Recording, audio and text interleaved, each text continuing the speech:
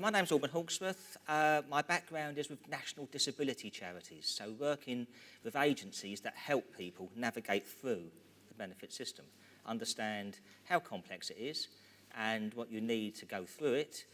Sometimes it's being aware of what's available, and sometimes it's problems that you have when making a claim and needing to go through the whole panoply of challenging decisions and making appeals and knowing what to do once a decision's made, because sometimes receipt of one thing means that something else comes on another area.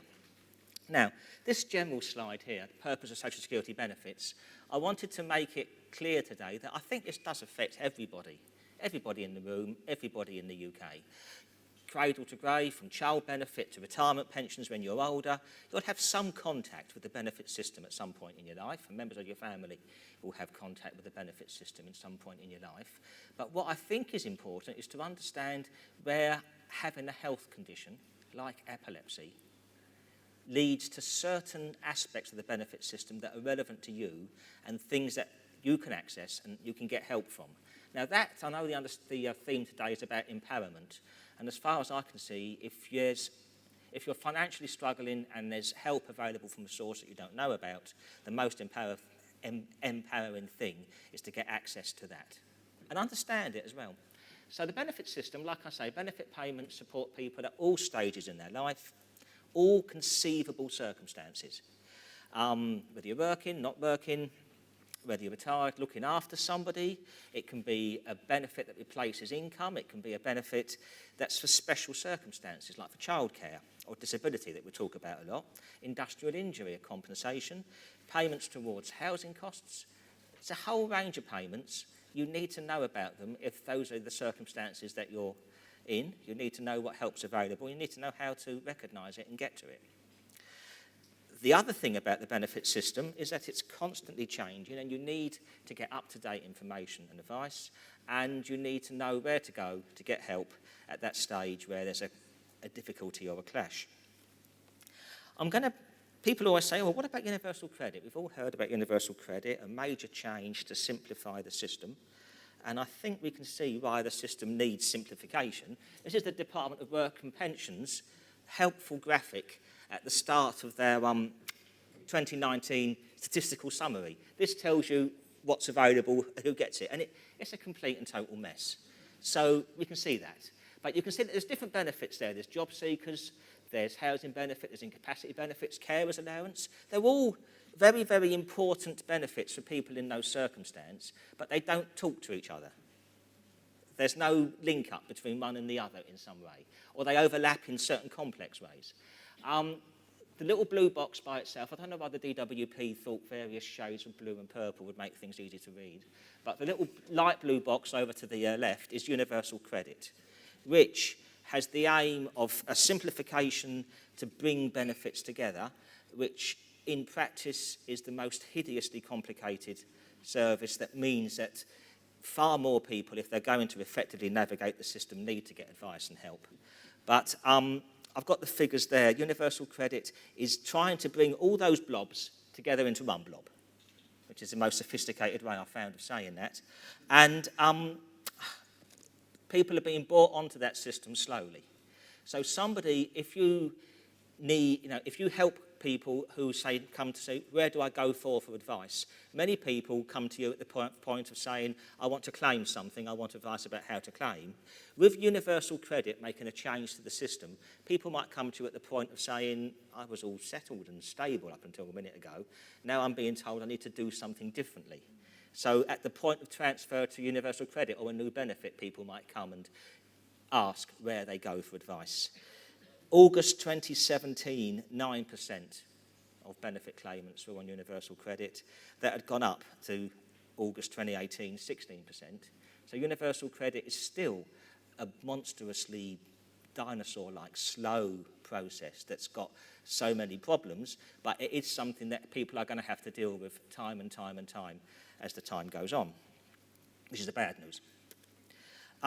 What I want to concentrate today is, I think, a really crucial issue of terminology that I think the DWP sometimes don't understand it. Politicians don't understand it, even though they invented it. And it's important for you, whether you're professionals helping somebody else make a claim or you're claiming yourself, to understand the difference. There are two aspects where your health condition, where epilepsy is relevant to your benefit claim. One of those is disability, and the other one is incapacity. And these have very different meanings in the benefit system, and the evidence you need to provide, the way you make a claim is sort of similar, but the evidence you need to provide to support your claim for incapacity, which is work-related. I've got a barrier at work. There are problems for me keeping a job, getting a job. That's incapacity for work. Or disability, because of my health, I have extra costs every day.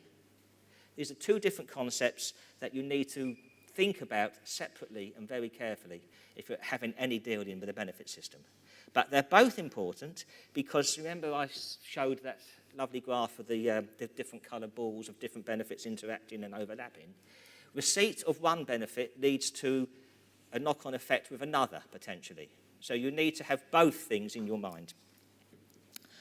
So my main message is it's important to know what you might be entitled to. Even more importantly, how to make an effective claim. And the word doing all the work in that sentence is effective. There's poor and inconsistent administration. I think we know that. I don't think anyone's a bit surprised by that. I'm being polite when I say inconsistent. And eventually, there's a mechanism to put this right, if you have support, which is going to an independent tribunal.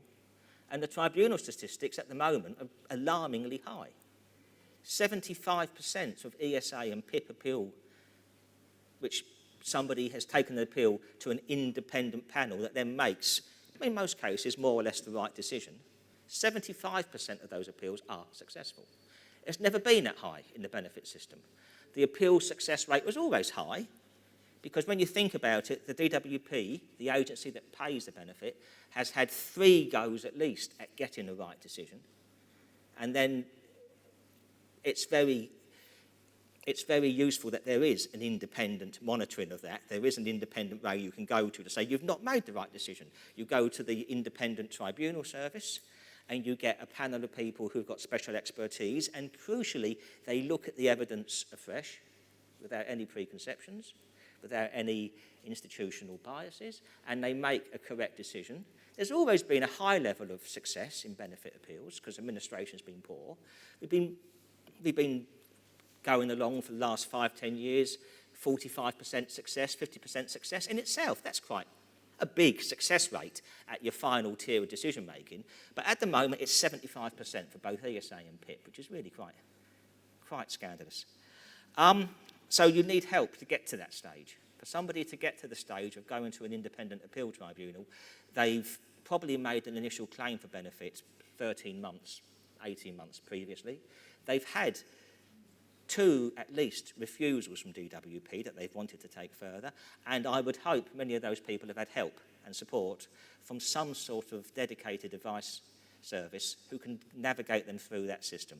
I'm not going to talk about the mechanics of appeals and claims today, but I'm going to hopefully bring out the big important points that you need to know about. Because, like I say, I think accessing adequate income is the key to empowerment, one of the keys to empowerment. So, you remember that I said there's the notion of disability.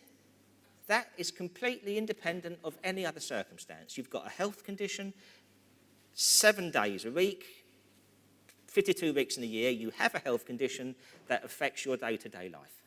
Yeah? For that, there are disability benefits.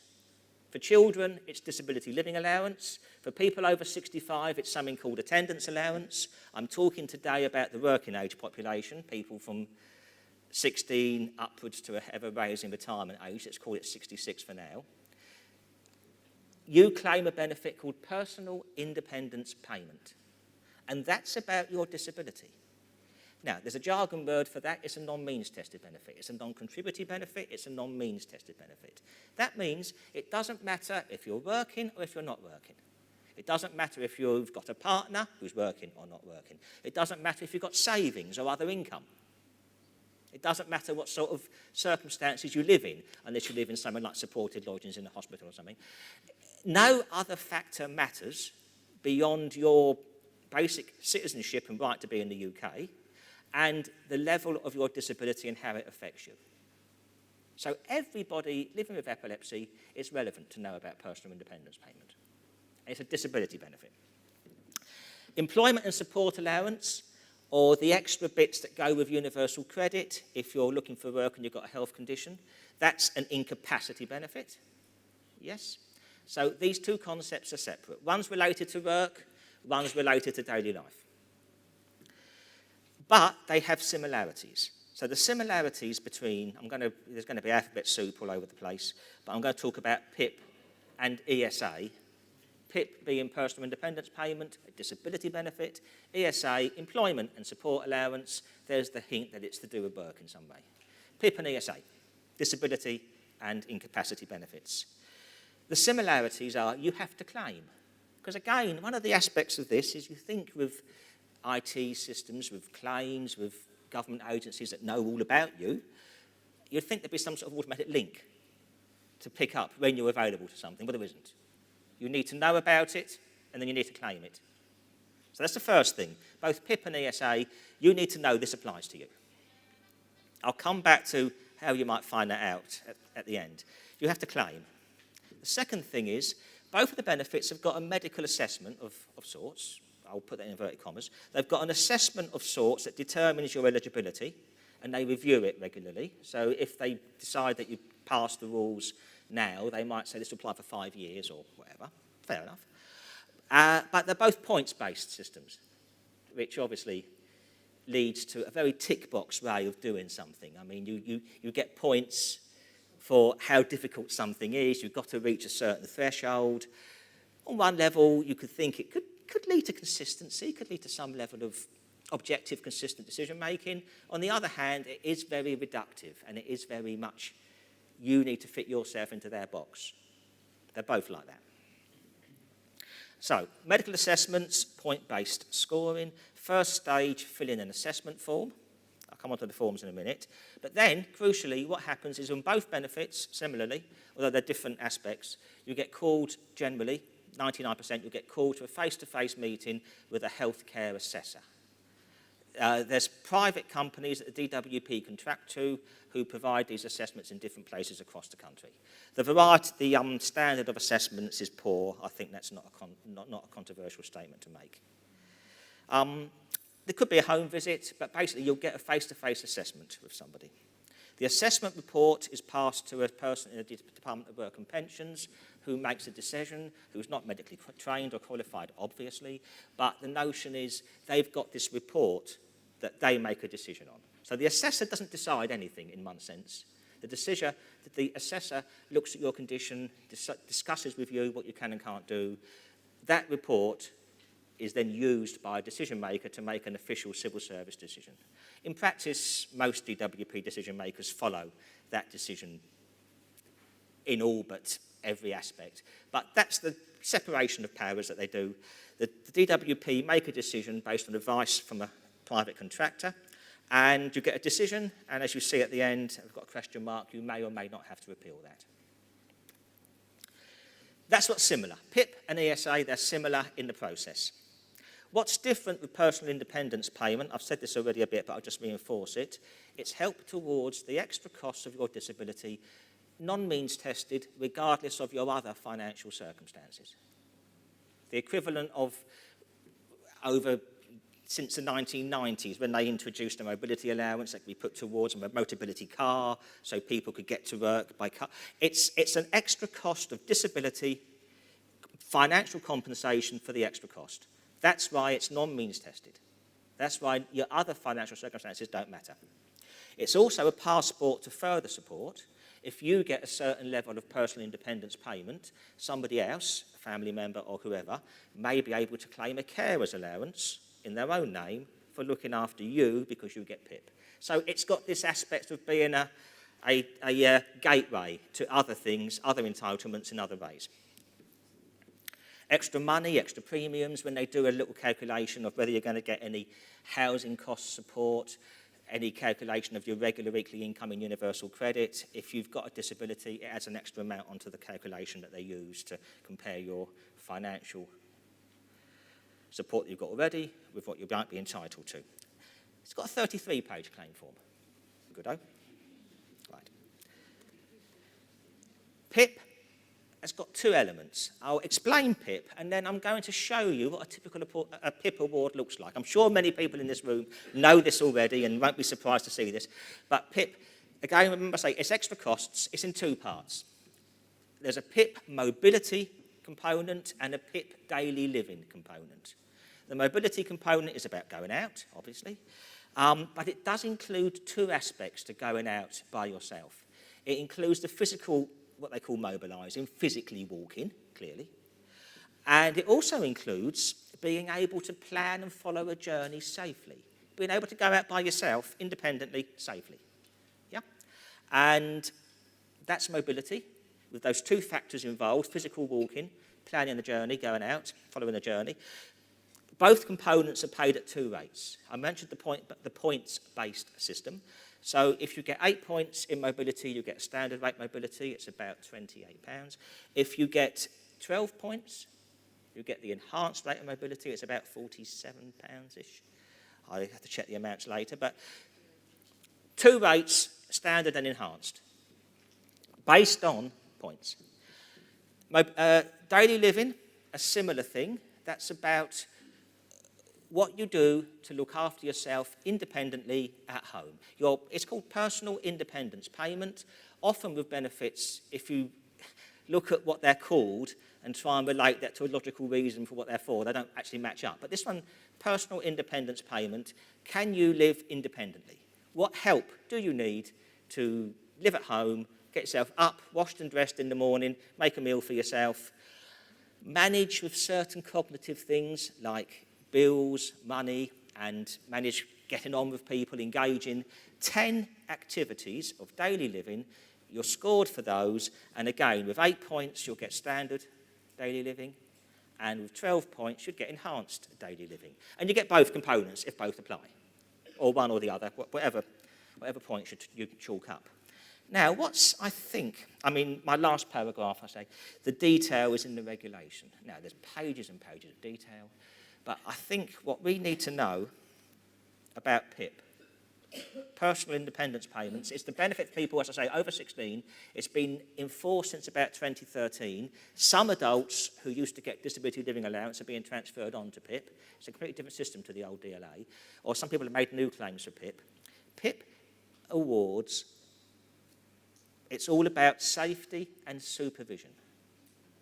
Now, I think most people would have thought that somebody with epilepsy, a condition with seizures that happen fairly frequently, with all the risks involved in seizures, indoors, we're talking about indoors, we're talking about the daily living component, the risk of having seizures indoors, you'd have thought somebody would have needed at least a standard rate of daily living component because of PIP.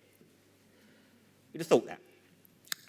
PIP has been designed so that somebody with, like, a regular seizure condition at home, no other disabilities, let's take everything else out of the question, just talking about the seizures, doesn't qualify for daily living component. It's all about, as I say, safety and supervision. You remember I said it's about scoring points on 10 daily living activities. The daily living activities are cooking, taking nutrition, which actually means people who are tube fed, and a lot of complicated things there, managing your medication, bathing, using the toilet, dressing, communicating, engaging with other people, managing your own budget. There are 10 activities now. This is a slightly old document, but there are 10 activities now in PIP, and only 2 of these activities in daily living specifically mention supervision. If you have a problem that you'd need, if you've got a problem with seizures that can happen at any time in any activity, the DWP accept you need supervision in the kitchen. Okay, that gets you 4 points. Right, we're good. Start off with that. Looking at the activities, that's probably correct. That's fine. Then, the DWP, they say you'd need supervision to bathe. And we understand that as well. I'm sure if you saw the epilepsy nurse, your advice would be get somebody there when you're cooking and when you're bathing. That only gets you 6 points in daily living of PIP? I don't know. I'm sure there's people in this room who are getting PIP daily living. You've had to have used other descriptors to have got PIP on that basis. You would have had to explain issues about maybe the frequency of the fits and how long the post-ictal period lasts. You'll be confused. There'll be times when you can't manage your own medication after that. Maybe pick up some points on that activity. Maybe you're just low, and as we were talking about previously, there's anxiety, there's mental health conditions. You need a bit of prompting to do other things. There's points there for that. But they're not specifically points for the supervision you require because of your seizures. Yet, oddly, somebody with fits, if the DWP are doing the assessments as they say they will and as their guidance tells their people to do, somebody with a real risk of having a seizure outdoors gets 12 points for enhanced mobility. I'm sure there's many people in this room who are only getting standard mobility with fits because this is something that's developed over time with the administration of PIP. But I always find this very surprising. I always think, this isn't an accident. This document that I've used here was the Department of Work and Pensions, about 2012, when PIP was being devised. It was their document. It was one example of about 12 of how PIP should work. It was always their intention that PIP would lead to an award of maybe high mobility, if you've got a risk of seizures often enough, but no award of daily living, which means that that person's partner, if they live with a partner, wouldn't get access to carer's allowance, which means that there's lots of premiums that wouldn't be paid. I find that really quite surprising. But like I say, it's probably unusual that most people would only talk about their risk of seizures if they claim PIP. You're more than likely to tell them about the full picture of your own how you cope at home, and that might include elements of prompting and supervision for other personal care tasks. That's often where daily living comes in with other issues. I didn't know whether people would be surprised by that aspect of the way PIP has been designed or not. So this slide is probably not very easy to read, but it's got the link up there with the case study that led to the DWP explaining their thinking behind how PIP should work. It's a young man of 19 living with his family. He has fits. He has, I think, fits most days of the week.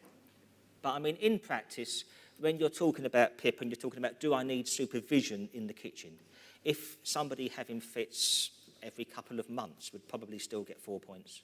It's in PIP, it's all about supervision and risk. So the risk calculation is the risk of whether something happens, the likelihood of whether it happens or not, balanced against the seriousness of what would happen if it did happen. So there's a whole lot of DWP guidance on how people should do that. But this person, having daily fits, the DWP never intended that he would get daily living of PIP, but he'd get enhanced mobility. I mean, maybe people might want to ask more about that, but I find that surprising. That's disability, okay? Now, let me just say one last thing about PIP. I'm sure there's many people here who used to get the old disability living allowance, which was replaced by PIP, and some people might have been put onto PIP now, some people might be waiting for their PIP process to begin. It's very important to be aware of these rules when you fill the form in. And if you're going to fill in a form to transfer, you're getting disability living allowance, middle or higher rate care component, the old benefit. You've been asked to go to a PIP assessment. You remember I said it was a face-to-face assessment with somebody after filling in the form. On the form, you talk about the seizures you have and the frequency and what happens afterwards and what people need to help afterwards. But you want to make sure that you also talk about other things that you find that you need prompting or assistance to do in your daily life. And you explain those. And the DWP may or may not take notice of those at various stages, but that's the sort of things that you need to talk about. That was PIP. That was extra cost benefit. The other benefit, like I said, is about incapacity for work. I mean, the reason why I separate the two things out is it's quite often that you see somebody might ask their GP for some help, for a supportive letter, which is very useful. They'll give a list of the medication someone's on, the frequency of fits, how long they've been seen, how often they're reviewed. But they often say, I don't think this person's fit to work, which is understandable. But if we're talking about PIP, it doesn't matter. Because you can be at work. It doesn't matter. Now, ESA is different, and the ESA assessment of incapacity has been imported into universal credit. So you could be on universal credit, or you could be claiming ESA. The assessment of whether your health condition affects your ability to get and keep a job is the same assessment for both of those benefits. Interestingly, if you are actually working, holding down a job, but you've got epilepsy, you've got the condition, you're managing it, the only way you can get the work-related components of extra amounts of money in your universal credit are by having PIP first as a gateway into having your incapacity for work assessed if you're working. Universal credit was meant to simplify the gateway onto benefits. You didn't have to sign on unemployed, get a little job, sign off, sign on again when you came off of the job. It meant to be smooth. But the smoothness is not one of its main features now. ESA is a 25-page claim form. Same system. You fill in the claim form. You'd start off by probably getting some doctor's notes to support that you have that condition. Fill in the 25-page claim form, have a face-to-face meeting, and again, it's a decision by the civil servant based on that medical report, and you'll do what you need to do when a decision is made. It's quite more straightforward with limited capability for work, the ESA test for epilepsy, because there's a test of episodes of lost or altered consciousness. Straightforward, very objective and clear, and that's a lot easier to assess. Somebody who has so if it's an episode of lost or altered consciousness, it's actually quite a liberal description of that. So it doesn't have to be a particular severity of a seizure or an episode, but an episode of lost or altered consciousness weekly would get you through. You could need 15 points. That would get you through. If the frequency isn't as often as once a week and you only get 6 points, then you'd have to, like I said about PIP, have to think about the other associated problems that you have and try and pick up points from other activities to get through for the ESA test. And probably it would be the mental health activities. It would be activities about learning tasks, awareness of hazard, coping with change, getting about, being able to engage with people. A certain level of difficulty with those, you could pick up the extra points to bring you to 15 on ESA. But like I say, it's important to be aware of these benefits because it's not only for people out of work who need to know about the ESA test. It's for people in work who need extra support. Maybe you'd want to ask Access to Work for some support. You can tick a box and tell them, I pass the capability assessment. I pass or fail, don't know which way to go around to do those words. It's known that I've got a health condition that affects my ability to work. Give me access to this other support. It's important that people know about these activities. And I think that's the main summary. As I say, my main point that I wanted to get through today was the difference between incapacity and disability, and being aware of that when you make any sort of claim.